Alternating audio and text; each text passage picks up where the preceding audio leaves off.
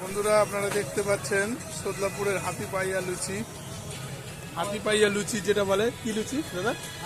হ্যাঁ, হাতিপাইয়া লুচি। আমি যে নামটা বলছি ঠিক বলছি। আমি দেখাচ্ছি হাতে, এই যে লুচির সাইজটা দেখুন।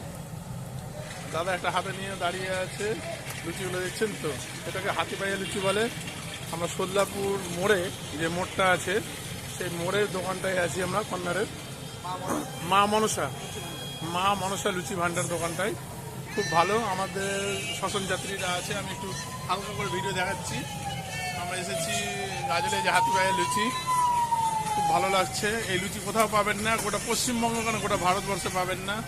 এই লুচি একমাত্র সোদলাপুর, মালদা শহরে যে সোদলাপুর মহাশ্মশান, সেখানেই এই লুচি পাওয়া যায়। এই বিখ্যাত লুচি।